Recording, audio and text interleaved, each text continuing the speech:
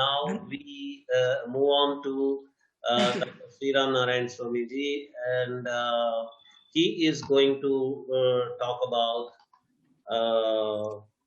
contribution of Hindu saints and ascetics to Indian aesthetics, with specific reference to Sri Madhusudana Saraswati. Thank you. Shringaram Vrishabhanuja Viharane Veeram Nagodharane Hasyam Shaishavacheshtite Anrita Bhayam Dhatriam Jugupsam Khade Draupadyam Karunam Hanindra Damane Chitram Charaudram Mure Itham Yo Vyatanodrasan Bahuvidhan Shanto Harih Patunah. Namaskaram to all the learned guests, panelists, and the audience who have joined here virtually. At the outset, I convey my sincere thanks to the Indic Academy and the Shasun College for extending this opportunity to me to speak here about the contribution of Hindu saints and ascetics to Indian aesthetics, with specific reference to Sri Madhusudana Saraswati. In the sacred land of Bharata, which recognizes spirituality as the soul of every art form, it is not surprising that the greatest contributors to the evolution and development of arts and aesthetics are invariably the rishis, the tapaswins, and the sannyasis. Be it the Dakshina, theoretical side, or Dakshya, the practical side, applied side, the tallest figures of every aspect of Indian aesthetics, be it poetry, drama, music, or dance, or architecture or sculpture, the tallest figures are always some connected to the traditions, connected to the way Sanatana Sampradaya. We know the Adi Kavi, or the first poet, was none other than Valmiki, Tapaswadhyaya Nirata. On the other hand, the Naradiya Shiksha, which is recognized as the first work on Indian music, is a work of none other than the celestial sage Narada. The Natya Veda, the fifth Veda, which was specially composed by Brahma, taking the essence of all the four Vedas, was handed down not to an artist nor to a god, but to Bharata Muni, who bears the adjectives of Veda Guhyagnya and Shamsita Vrata. It is not just as the founding fathers, but throughout the history of Indian aesthetics that saints, philosophers, and sannyasis have heralded some of the most important milestones in every field, regardless of their philosophical and theological differences. Every sampradaya, the acharyas from every sampradaya have made exceptional contributions to the various aspects of Indian aesthetics. Considering the paucity of time, I am unable to mention here some of the names, some of the prominent names and their works, of course, which would be published in the paper probably. But taking a few minutes, I would just like to make a passing reference to some of them. From the Advaitic tradition, we had Sri Vidyaranya, the philosopher who has also composed Sangeeta Sara, a work on theory of Indian music. Appaya Dikshita, the great philosopher, has composed Chitra Mimamsa and Kodayananda.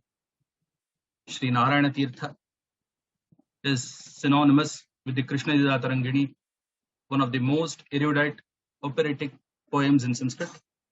His disciple Siddhendra Yogi is regarded as the founder of the Kuchipudi style of dance. Chandrasekharendra Saraswati V, the pontiff of Kamakoti Pitha, was the author of the Shiva Giti Mala.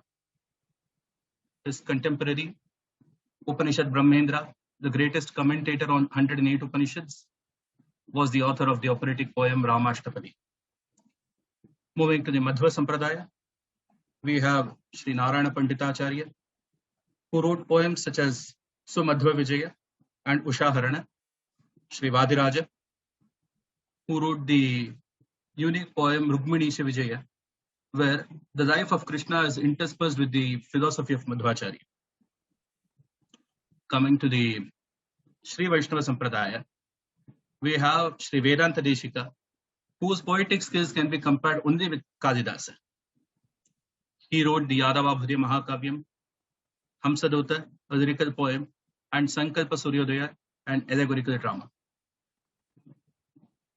And needless to say about the Gaudiya Vaishnava Sampradaya, the whole Sampradaya has revived and given the greatest contributions to our aesthetics.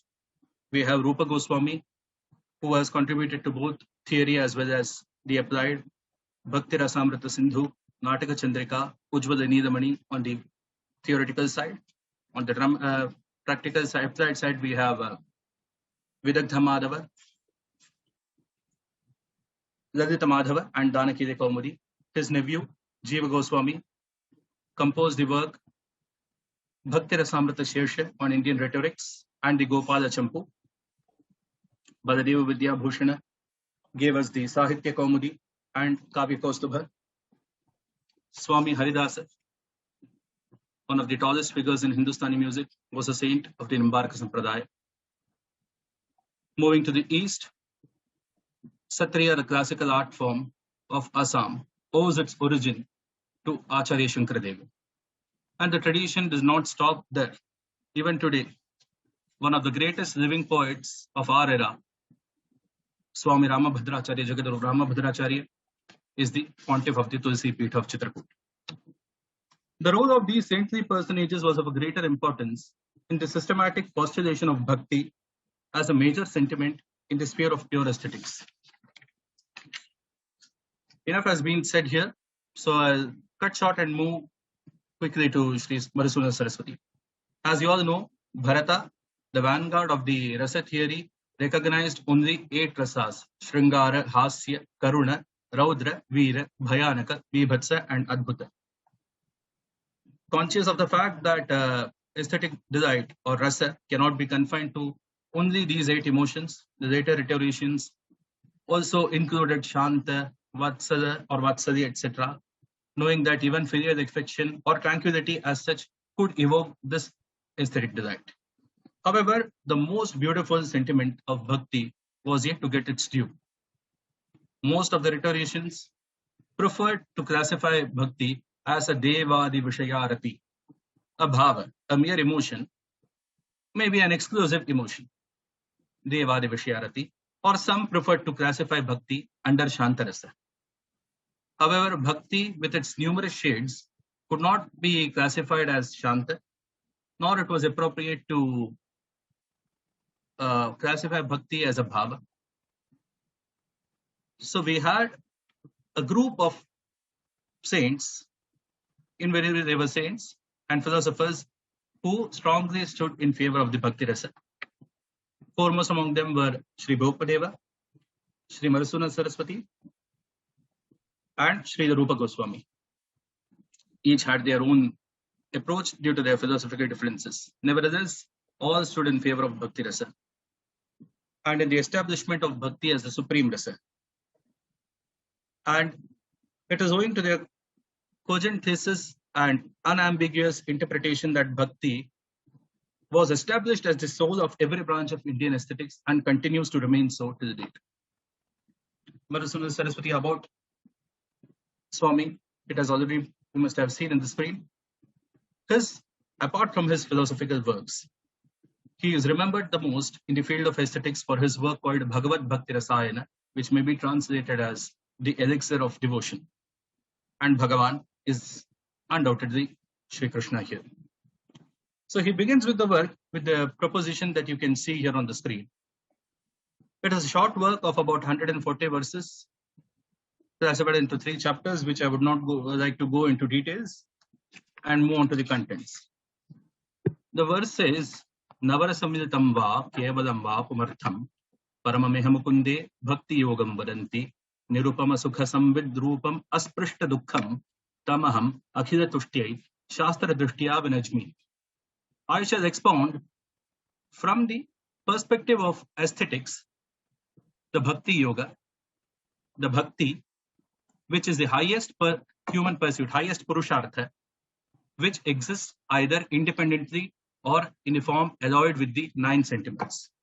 So this Kevalam and Navarasamiditam will be explained in the second chapter of the book. according to traditional Indian aesthetics, we know it is a sthai bhava, or the everlasting latent mental impressions that manifest as rasa when the vibhava, the determinants, anubhava, the consequents, and the vibhichari bhava, or the transitory moods described in the poetic or the dramatic work combine with each other. So this is the general rasa theory of Bharata, followed by most of the other acharyas. Vibhava, anubhava, vibhichari bhava, samyogat, rasa nishpati is well known. But Madhusudana Saraswati prefers to go deeper here. He introduces the concept of dhruti, or the liquefaction or the dissolution of the mind. And with dhruti as a common concept, he combines bhakti and the sthai bhava. He says, his definition of bhakti itself is unique. He says, dhrutasya bhagavad dharmat dharavahigatam gata sarveshe manaso vritti bhaktiritya bhidhiyate. That is the state of mind which is dissolved, that is Ravi Bhuta, by the practice of Bhagavad Dharma, and ceaselessly flows towards the Sarvesha, Supreme Lord. In other words, it is a mind longing for the Lord. Now, in the commentary, he makes an interesting observation following the Bhagavata Puranam, which says, Kitah peshas kritam dhyayan kudyam tena praveshitah yati tat samatam rajan purvarupam asantyajan. That is, an insect by constant thought of the vast gets converted into the vast by itself. Likewise, the mind, by its constant contemplation of the Lord, assumes the form of the Lord. Therefore, bhakti, according to Madhusudana Saraswati, is the chitta vritti, which is also called as the Bhagavad Akarata vritti, manaso vritti, the state of mind which has now assumed the form of the Lord. Another interesting observation here is, since this is indeed the sthai bhava, now who is the Alambana Vibhava? Alambana Vibhava is again the Lord. So this contradiction he explains by giving the maxim of bimba and pratibimba, the image and the reflection. He says, the mind which has assumed the form of the Lord is the pratibimba of the Lord who is the bimba. And now coming to the main concept of dhritis, he says, the mind is like lac, and just as lac melts when it combines with heat, when it is in contact with heat, it melts. Likewise, there are some mental instincts which bring about the liquefaction of the mind, dissolving of the mind. He says kama, krodha, etc. are there. And what he says is, the mind which is once liquefied hardens once again once these instincts are withdrawn. So just as the lac, in its liquefied state, mixes with a color and retains the color even after assuming its hardened state. This analogy is applied here. He says, when the mind, just as the color mixed with lac in the molten state remains forever, the objects in the mind in its dissolved state remain as vasanas or impressions. This is the same as the sthai bhava. The Lord entering the mind in the dissolved state remains in the mind as sthai and manifests as complete rasa. So this, what you can see on the screen, is described in the second chapter, that the tapakas, or the factors that bring about the liquefaction of the mind. So he gives a list of 16 such instincts. He says kama, or conjugal love, dvesha, or anger, which is again twofold, arising out of hatred and arising out of love, bhaya, fear, arising out of hatred, arising out of love, sneha, it includes vatsala, or parental love, friendship, servitude, sakhya and dasya. Then harsha, he says harsha, or joy, is again fourfold. There is a shuddha harsha, which is pure devotion. There is hasa, laughter. Then there is adbhuta, wonder. And utsaha is also a kind of harsha. And utsaha is again fourfold. Yuddhotsaha, martial spirit. Dayotsaha, pity. Danotsaha, charity. And dharmotsaha, piety. Next slide, please. Apart from this, shoka, sorrow. Daya or Ghrina, here he equates them with revulsion, and Shama or tranquility. Now, what distinguishes Madhusudana Saraswati from others is that he says Dharmotsaha, Dayotsaha, Ghrina, and Dvesha, hatred arising out of jealousy, he keeps them out of the purview of bhakti, since the Lord cannot be the objective of Ghrina or Dvesha or Daya. So therefore, according to him, the rasas of Dharma Veera, Daya Veera, Shanta, even Shanta, Raudra, and Bhayanaka are not bhakti rasas. So of the 9 rasas, he excludes these 4. And he gives a list of his own 9 rasas and the 10th one of Kevala rasa. The rasas are, next slide please. Shringara, Karuna, Shringara the erotic sentiment, Karuna, pathetic, Hasya, Preeti Bhayanaka, that is fear arising out of love, Adbhuta, Yuddhavira, Danavira, Vatsada, prayers, and Vishuddha.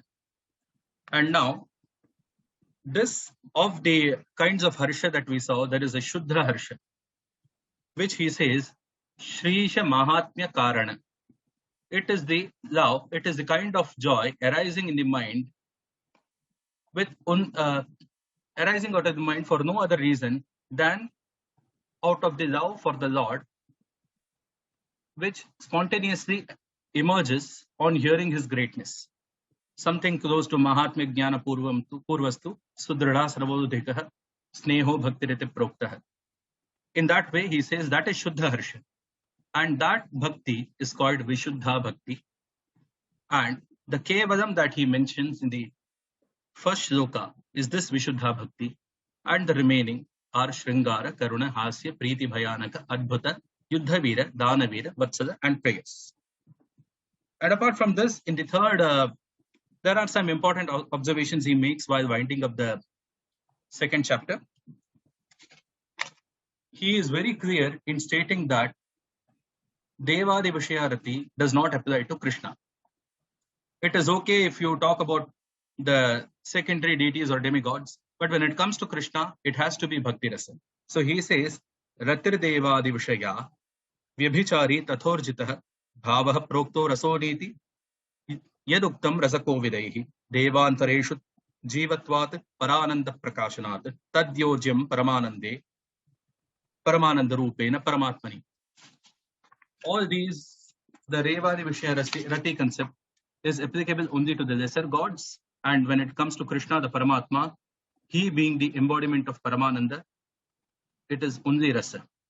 And then to the critics of the Rasas, critics of the Bhakti Rasa, he again says, Kantadi Vishaya, that is Rati, love towards one's spouse, etc. They cannot be compared with Bhakti Rasa. Kantadi Vishaya Vaye Rasadyas Tatra Nedrisham Rasatvam Pushyate Purna Sukhas Parshitva Karanat. That is, they do not give us complete bliss or Purna Sukha. And while comparing the bliss derived from Kantadi Vishayarati and Bhakti, he says, the former is like a firefly and the latter is like the sunlight. And then he makes a final very, very harsh criticism of the critics of Bhakti Rasa by saying that when sentiments such as Krodha, Shoka, Bhaya, etc., which are visibly contrary to bliss, can be accepted as Rasa just on the grounds of experience of aesthetic bliss. What is your problem? Why do you foolishly deny the existence of Bhakti, the bliss of which is 1,000-fold as compared to the rest? With this, he winds up the second chapter. And the third chapter is more or less the definitions of technical terms, but here 2 important points are mentioned about the seat of Rasa. Madhusudana Saraswati is very clear that the seat of Rasa or the Sthayi Bhava is the spectator. And secondly, he says that it resides in the spectator and not in the words. It is Bodhranishta and not Bodhyanishta. And about the pleasurable nature of Rasa, he argues that if had the Sthayi Bhava been Bodhyanishta, then Karuna would only lead to sorrow. and not to bliss. Since every rasa leads to bliss, it has to be taken as being residing in the person who experiences or the spectator. Yep, this is what I had a few words to say about the Bhagavad Bhakti Rasayana. Apart from that, two more important contributions of Madhusudana Saraswati, I shall conclude by mentioning them in brief. He was also the first great playwright of a full-fledged Nataka named Krishna Kutuhalam, describing the pastimes of Krishna in the Vrindavana. It is perhaps the illustration of his own theory of rasa. Shringara Bhakti or Madhura Bhakti, according to later rhetoricians, is the principal sentiment. And the subordinate sentiments are Hasya, Priti Bhayanaka, Prayas, Yuddha Veera, etc. The basic plot is from the Bhagavata and the Padma Purana, which Madhusudana Saraswati develops with his own creative touch. And very, very clear impressions of Bhavabhuti's influence, particularly the Uttara Ramacharitam, can be seen in this work. Here again, like Bhavabhuti, you have a character of Vanadevi, the forest deity, who sympathizes the cause of Krishna and Radha's union. Similarly, there is also the mention of a Garbhanka, that is an act within an act, in the concluding act, 7th act. However, I would like to mention here the Garbhanka, which is very, very interesting. Madhusudana Saraswati mentions that this Garbhanka is a play within a play. In the main drama called Krishna Kutuhalam, there is a Garbhanka where a play called Kamsavadha is staged. The author of this Kamsavadha is none other than Narada. The Sutradhara is Bharatamuni himself. The assistant of the Sutradhara, or the Pariparshvaka, is Vatsyayana, the author of Kamasutra. Sages Asita and Devala play the roles of Balarama and Sri Krishna respectively. Kashyapa, the father of all the avatars, plays the role of Nanda and Vasudeva. Aditi plays the role of Yashoda and Devaki. Indra and other deities play the role of Gopas. The Apsarasis play the role of Gopis.